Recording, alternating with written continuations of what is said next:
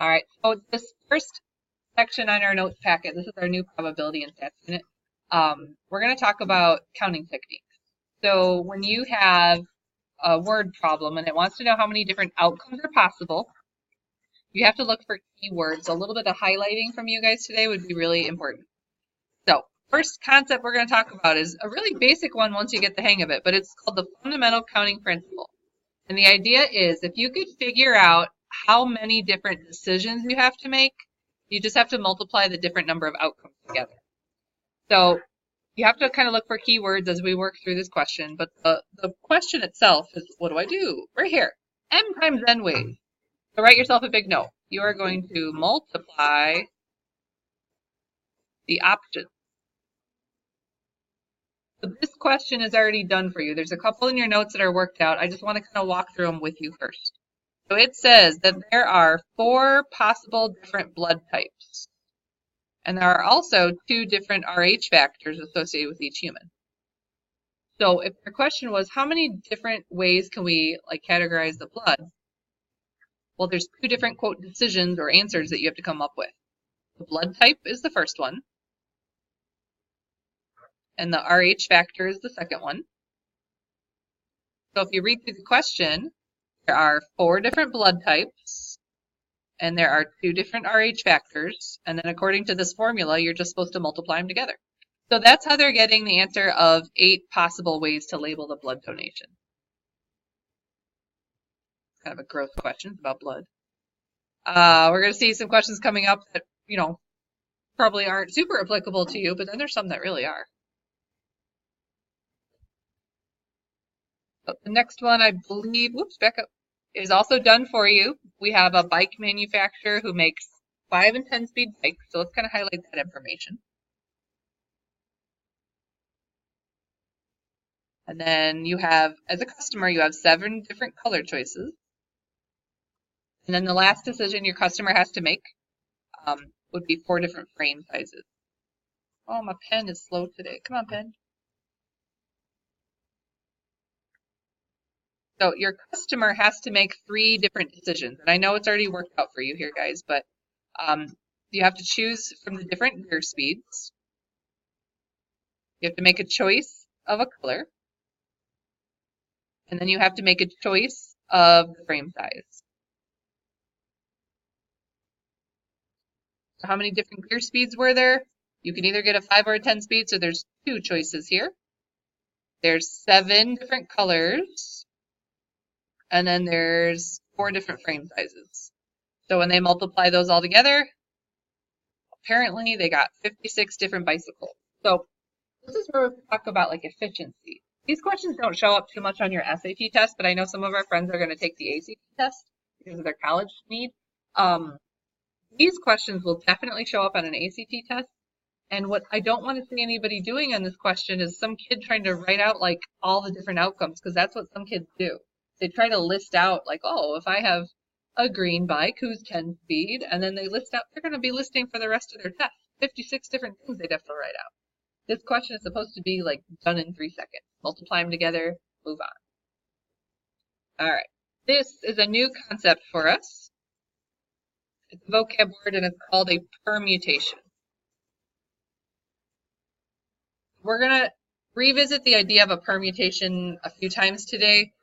I want you to write some key words down. If you are arranging a group into a distinct order or you're assigning them a role, here's the idea. If the way that I arrange you produces a different outcome, you have what's called a permutation. So for instance, let's say I'm going to Florida, right? I'm going to take 3 of you with me to Florida. Right. Then who wants to go to Florida? Nobody? Okay. Well, anyways, you're going to Florida, so then usually a lot of hands would go in the air, and I would just pick my 3 favorite kids, and we'd go to Florida, probably for a math convention or something, right? Oh, you're not on board anymore? Okay, never mind. So anyways, does it matter to you whether you're picked first or second or third? No, because you're going to get on that plane here and go to Florida. Now, what if I change my story? I come back tomorrow and I go, ooh, never mind. I don't have the budget for that. So one of you is going to ride the plane with me, and one of you is going to get on a Greyhound bus and get down to Florida, And the last one, you're going to go in a car, a minivan, and you're going to take my kids with you on the 23-hour road trip down to Florida. So now, does it matter to you how you're assigned? Like, I assume you'd rather be on the airplane and not in the minivan full of children and their cries and snacks, potty break. Yeah, so now all of a sudden the outcome's different. You know, if you ride the plane and you ride the bus, and I go, oh, never mind, but that's a different outcome. So when I switch the order and I create a different outcome, that's what the permutations will look like. So keywords for you guys. You want to write these down. So assign, order. Sometimes they'll write things like you're going to line up, arrange. And sometimes it's really tricky. The question doesn't even have any of those words, and you have to kind of read into the situation and think, okay, if I switch the order, does that give me a different outcome? If so, you have a permutation. We'll talk about what happens when you don't have that issue. It's the next vocab word. So this question is kind of silly. You have, kind of like you have an index card, and one has an A on it, one has a B on it, one has a C on it. The question is, how many ways can you arrange those letters? Well, this is a fascinating question. So you could either list them all out. Like, that's not that hard. You could say, I have ABC, I have ACB, BAC. Okay. Now, can you imagine, though, what if you had more than 3 things? What if you had, like, 10 things you were trying to arrange? That would be a much more elaborate thing to write out. That's not efficient. So here's a better way of doing the question. This is what we just got done doing, right? If I go to lay down the first letter, you have 3 options. It could be an A or a B or a C. And I lay it down. And when I go to lay out the second letter, why is there only 2 options? Yeah, because whatever I just laid down is out. So the rest of them are left. Very good. And then for the third letter, you only got 1 option. So that's kind of like what we just got doing with the bicycle question. Now you're just going to multiply your options together. I have 3 choices, and I have 2 choices, and I have 1 choice. And that's how they're going to get 6 permutations. There's 2 more vocab concepts that are sitting on the screen. Whenever you take a number and you multiply all the way down to the number 1, hitting every single digit in between. So like 3 times 2 times 1, or 5 times 4 times 3 times 2 times 1. That is called a factorial, and it looks like this, which I know you can't really see on my screen, but on your paper, it should look like that. What does that look like to you? Yeah, 3, like a really excited 3. No, it's 3 factorial. In math, it just means to take every digit all the way down to 1. Multiply them all together. So what do you think like 5 factorial means? Yeah, 5 times 4 times 3 times 2 times 1. So like 10 factorial?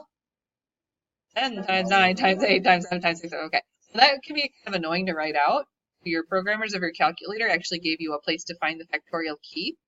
It's not a key in itself, but it is in a menu. So let's clear this all out. You go to math. There's a lot of sub-menus in here. I want you to open up the probability one. So you can either go backwards or forwards, but get the probability. See them right there, number 4? So if you had to do like 10 factorial, oops, I should have had you type the 10 first. My bad. So you'd have to do 10 and then go over to probability. Oh, I did the wrong thing. Delete. 4 is what I wanted. Big old number, yeah. Because it's 10 times 9 times 8 times 7 times 6 times 4. Yeah. So if you ever see the factorial, like on your SAT test, that's what they're looking at. That's what they mean. There's another way we could have done this question, though, guys. We alluded to the word permutation earlier on in the slide. This is a permutation where you're taking 3 items and you're arranging all 3 of them. So the other way that I could have typed this on my calculator would have been looking like this. Now, did you notice something in the probability menu that might help us out with this? Go back to that probability guy. Go back to the probability menu. See number 2 here? If you open that one up, it's a permutation of a mystery number of items taken so many at a time. So the total number of items were 3 letters. Whoops. And you're going to arrange all 3 of them. So that was another way for us to get the answer of 6. So you could have done, like we did, 3, 2, 1. You could have done 3 factorial, and you could have done 3 permutations of 3. all are the same math. It's 3 different ways of entering it into your calculator or your brain. All right. This is just kind of practicing it on your calculator, guys. So like 4 factorial, you can choose to just type 4 factorial with the exclamation key, or you could go old school and you can do 4, 3, 2, 1. What'd you get? 24, thank you. Can I just show you something real quick? I've seen this on some SAT tests before. A little sneaky. What if this was on a no calculator part of the SAT test? What if you had 10 factorial divided by 8 factorial on a no calculator question? I mean, that would make me sad at first until I stop and think about what this means. What does 10 factorial mean? 10 times 9 times 8 times 7 times 6. I'm going to stop writing for a minute. And then what does 8 factorial mean? 8 times 7 times 6 times 5 times... Ah, look what happens. Gone. Gone. Gone. Gone. Gone. Gone. Gone. Gone. Everything's going to cancel except for what? And I got 10 times 9. That's 90. So could we have done that without a calculator? You betcha. But you had to know what factorial meant. So that was a sneaky question for a kid who has never seen the factorial key. I can't imagine some kids' reactions on an SAT test when they just see an exclamation point. I don't know what it means. Ooh, 10. Yeah. All right. So this question, we have 8 finalists in a band competition. How many ways can we rank them? So rank was not one of our key words that I talked about for permutation, but that is another key word. You're assigning them to a placement, either their first place or second place or third place. So they didn't say the word assign, but they're really kind of saying the word assign. So this is definitely a good candidate for a permutation. And since you're ranking all 8 of them, you can say 8 bands, arranging them or ranking them 8 ways. Or, you know that means 8 factorial, because it's 8 times 7 times 6 times 5, all the way down to 1. Or you could go old school and literally type it in that way. But this is a pretty big number, guys. Can you type it in your calculator for me using one of these methods? 40,320, is that the one? Yeah. 40,320 ways. So I'm really happy you didn't choose to list them out. That would be not, that would take forever. Right. So what if I don't want to take all of them? What if I'm not ranking all 8 bands? What if some of them are stinky and they don't even get a placement? So let's go back and look at the same question real quick. What if I have 8 bands and I'm just going to rank 4 of them, top 4. So I'm still ranking and assigning, still a permutation. So on my calculator, I can do this, 8 bands, and I'm choosing 4 of them to rank. So you're going to have a different number obviously come out. I don't know what this is off the top of my head, guys. Can someone rattle that one off for me? 16080? Oh, 1,680. Okay, cool. That's not the only way to get that question though, guys, right? Like if you are only ranking 4 bands, you could have done it this way, like gone with called counting principle. When I go to choose first place band, how many options are there? There's 8 options. So like your band gets first place. Now when I go to choose second place, there's only 7 options. And then 6, and then 5. And then notice your math stops after that because I'm not going to rank the rest of them. So this and 8 permutations of 4 are the same calculation, okay? Same calculation. And here's why. If you look ahead in your notes, it shows you what a permutation is, how you calculate a permutation. Guys, I am not going to make you hand calculate permutation. So you can put a big X to that. But it is something you might be asked to do in a statistics class if you move on in math, or maybe go to college and take a stats class. But this question is similar to the one we just kind of made up. We have 8 finalists, and we are going to give them a first place, second place, and third place trophy. So this is a good candidate for what we call a permutation. On your calculator, you could have done 876, or you can do 8 permutations of 3. Either way, you get an answer of 336. Let's look at some that are not done for us. So this one is done, but they did it with the gigantic formula. Let's look through it for a minute, guys. I have 2 students. We're being keyword here, assigned to 5 tutors. So if I was on my calculator for permutation, and the reason it's a permutation is because of the word assigned, you have to start with the total number or the larger number, I should say it that way. So you have 5 tutors. And how many of them are going to be assigned? I only have 2 customers right now, so 2. So on your calculator, you can just do 5 permutations of 2. Can you tell me what that comes out to? 20? Very good. The other way to get that question right is to think of it like this. You've got these 2 students, right? Student A and student B. When I go to assign a tutor for student A, I had 5 choices, right? But then that tutor is booked up. When I go to choose another tutor, how many are left? 4. So this is another way to get a permutation.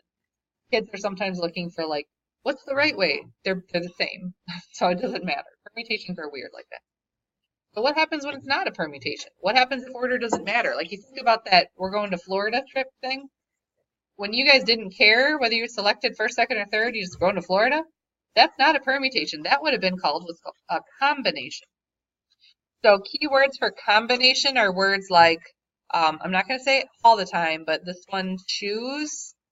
Whenever they say, like, I'm going to choose 3 of you to go to Florida, like, that's what they're talking about, combination. Committee. That's another keyword you see a lot. Group usually indicates a combination. The idea is when I switch the order around, I don't get a different outcome. So there's some good examples coming up in our practice work. This is the formula for a combination. We are not going to use it. We are just going to use our calculator. So go back to that probability menu. Do you guys remember seeing we had NPR? Well, that was permutation. So the one after it is NCR. So that's what I want you to pull up for your calculator. And then this question is all about a standard deck of playing cards. There's 52 cards in a playing deck, like a singular deck with no jokers. So they put a 52 right here. And then we're going to choose a hand of cards that's 5 cards. So basically we're dealing out for poker. So why does it not matter what order I receive the cards in? Like your dealer is shuffling the cards and throwing them at you.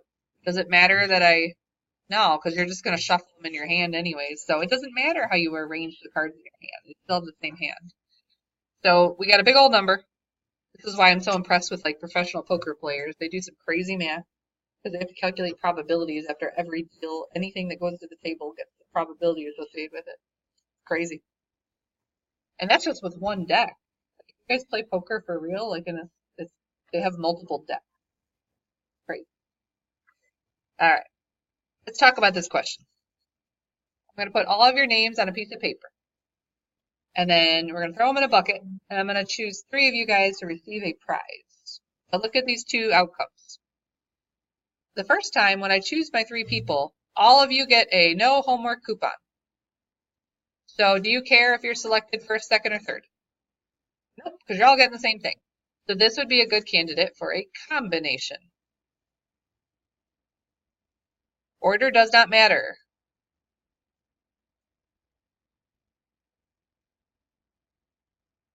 So to calculate that, 25 students is total. So we would do 25, and you're choosing a combination of 3 winners. So what's that come out to? I didn't calculate this one last hour, so 2,300? Okay, cool. But now, what if I switch it up and I say I'm going to select like a grand prize winner and then like 2 other people? So the first person is going to get a new graphing calculator. That is very generous. And then the next kid's going to get a no homework coupon. Cool. Totally the same. And then the third kid's going to get a pencil. So do you care how your selected now? Oh yeah, it makes a big difference. If I get a graphing calculator versus a pencil, that's a very different outcome to me. So this is a case for a permutation. So we're going to do a very similar problem, but this time it's 25 permutations of 3. Yes. C and P is fine. And you should get a much bigger number than 2300.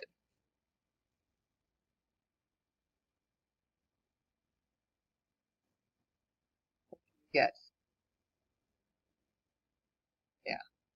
And the reason is I picked these 3 names, but now I can rearrange the order of how you're assigned prizes. So you have a lot more outcomes when you use a permutation on these questions. So please be very careful when you're typing these on your calculator that you're choosing the right command. If you accidentally type 4 instead of 3, like or whatever the numbers are, you're going to have a problem. Oh, that was the end of the note. Okay, so we're going to have some homework coming your way next. I'm going to do some of them with you, so I'm going to keep the lessons going. All right, so we are in our assignment, which is just, it looks really lengthy. It's a packet, right? And the first question has a chart of all these different menu options when you're going to pick a meal. And you're going to figure out how many different meals you can make. So on number 1, you're making how many choices here? Your first choice is choosing what kind of sandwich you have. And then the next time you have to make a decision, which is totally independent from the sandwich decision, you have to figure out what side you want. And then you gotta, top it all off with a beverage. So look at your chart. How many different sandwich options do you have? You have 5 options. And how many different options do you have for the sides? 3. And then how many beverage choices? And then what are we supposed to do with all these numbers according to that fundamental counting principle? Multiply them all together. So what is that? 60? Okay. You can make 60 different meals. That question always reminds me of like the Olive Garden never-ending pasta bowl. How many different pasta bowls can you get? The answer is a lot. So go try them all. It's never ending, man. All right, number 2. Dane is renting a tuxedo for prom. He already chose his jacket, but he's got to make 2 more decisions. So he's got to, huh? Oh, I skipped one. Oh, we can't skip that one.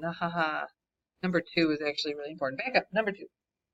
Each question out of 5-question multiple choice quiz has choice of A, B, C, or D. So this is like your SAT test for a big part of it. It's multiple choice. So you're going to answer question number 1, question number 2, question number 3, question number 4, question number 5.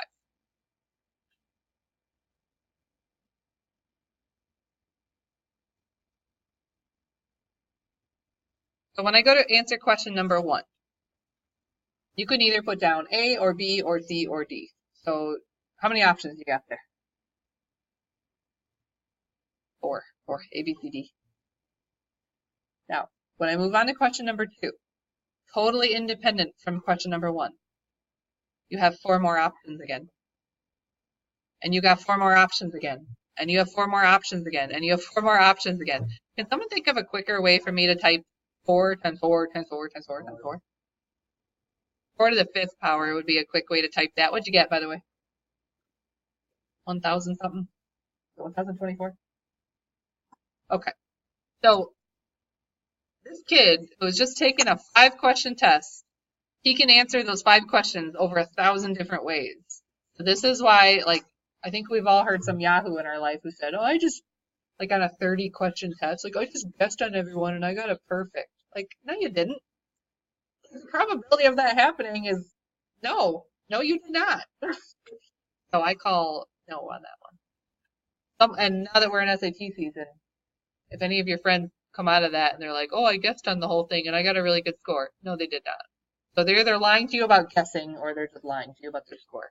Either way, your friend's a liar. All right, let's look at number 3. We're back to Dane. Dane has to make 2 decisions. He's already got his jacket, but he's got to figure out what kind of pants he needs. And then he's got to pick the right vest. So when he goes to choose the type of pants, how many options does he have? 3, good. And then got 6 different kinds of vests he can choose, and then we're supposed to multiply those together. So poor Dane, he's got 18 choices, 18 options. You know he's gonna pick the wrong one. It's gonna be the wrong shade of purple or something, you know. Poor guy. Guys, you know what I'm talking about. No, you don't. Well, you will. It's almost prom. You better get that right shade, otherwise you'll be mad. Alright. Moving on, number 4. We have some baseball players in here. I know at least one is sitting right in front of me. Alright, so baseball glove manufacturer makes a glove with different options, 4 sizes, 3 types of positions, 2 materials, 2 levels of quality. How many different gloves can you create? Y'all figure that one out for me while I move on to the next screen.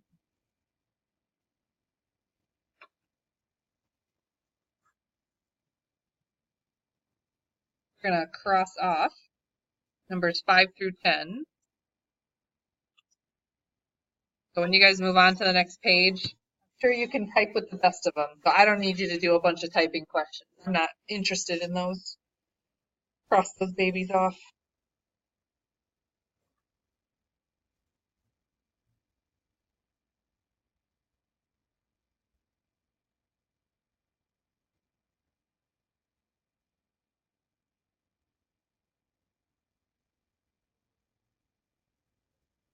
Well, yeah, number 11 is kind of a weird question. They don't want to make it too intense, because otherwise it's a really big number.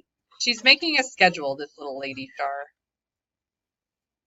So Char has her classes picked down, like she has 6 classes she wants, and apparently at her school she can arrange them whenever she wants during the day. Seems to be nice. So there's some keywords there, guys, that I said. I don't necessarily know that they're like in the problem. But one of your tasks on your test is I'm going to give you a problem like this, and you're going to have to first tell me, is this a combination or a permutation? So we think about our keywords for permutation. Permutation would be when order matters. So are you arranging, assigning, aligning, lining up? Are you doing any of those things when you're creating a class schedule? I think you are. You're assigning, aren't you? Like first period versus second period, and God forbid she switches your second period to first period because then you're not with your friends anymore. Yeah, that's an assignment. So it never said the word assignment, but they're implying the word assign. So we are going to be using a permutation. So on your calculator, you're taking her 6 classes and you're arranging them into 6 different places on her schedule. So 6 permutations of 6. There's other ways to type that. Remember, permutation is the one where you can type it a bunch of different ways, but 720. Okay. So 720 schedules just out of those 6 classes. Think about your poor guidance counselors. You've got a lot more than 6 classes to worry about, and you've got 7 periods. So when they go to create your schedule, give them a little grace, guys. It's hard to make schedules. All right, moving on. Number 12. Well, I think the wording is a little unusual. If you want to change the wording to like they're gonna make balloon clusters, so like 4 balloon clusters is what they're making. Now that I'm in charge of student council, I know a thing or two about making balloon clusters. I've made a few this year, okay? So they've got 13 balloons total. And they're gonna group them into 4s. So is this a permutation or a combination? So if I collect these balloons together, I'm grouping them. That's a keyword group. That's a qualifier for a combination. Because let's be honest, guys, if you arrange your balloons in a very particular order in your cluster, are they going to stay in those exact positions? No, they're going to rotate around, but that doesn't change your balloon cluster, does it? Red, blue, yellow, green. Still red, blue, yellow, green. It just looks a little different. Okay, so combination, guys, you have 13 total balloons, and you're going to choose arrange them, no, not arrange them, cluster them into groups of 4. And remember, combinations, not very big numbers. 17 different ways, yeah. Very good. Skip ahead, please. Can we talk about, no, it's not 7. Oh, sorry, I'm like hallucinating. Is that an oral hallucination? Yes, 17. Okay, what now? 750. Oh, that's different. Good go.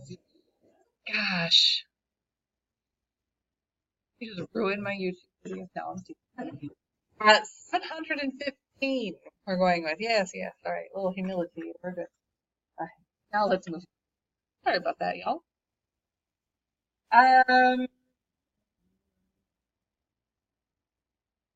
Pizza. I like pizza. I'm really hungry. I haven't had lunch yet. Get 15. And it's pie day. So pizzas, they're usually round. That qualifies.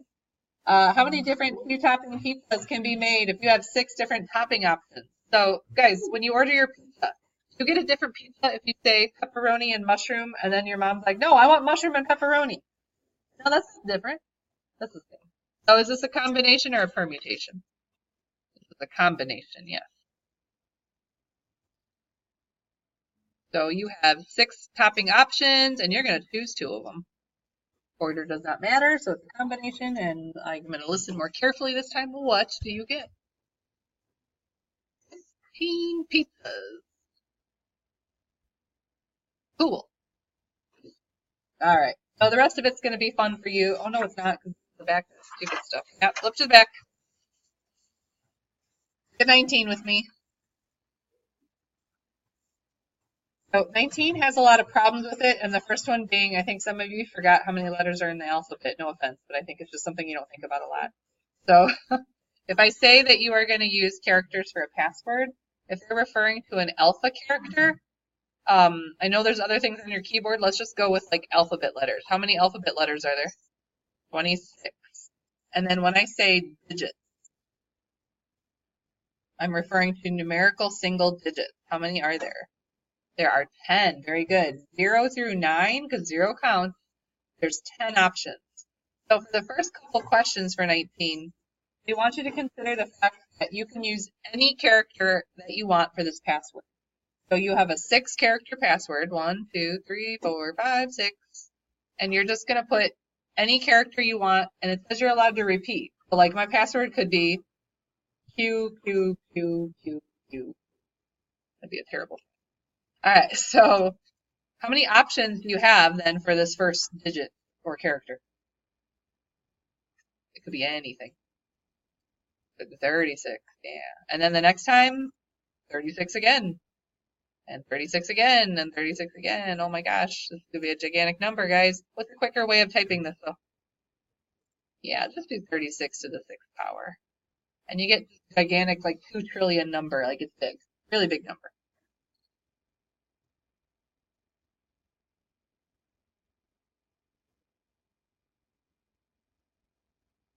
So on A, they said, use anything you want. On B, it says you can still use the characters, all the characters, but you cannot repeat.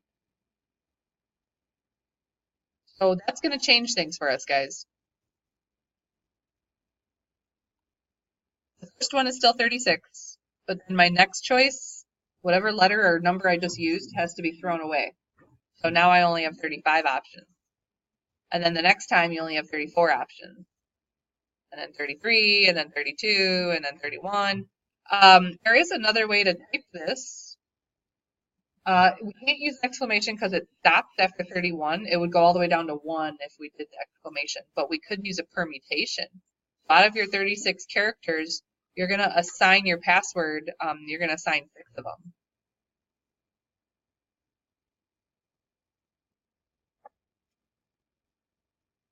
And then when we hit part C on this question, that's another really big, it's a big number, guys. I mean, they're all big numbers.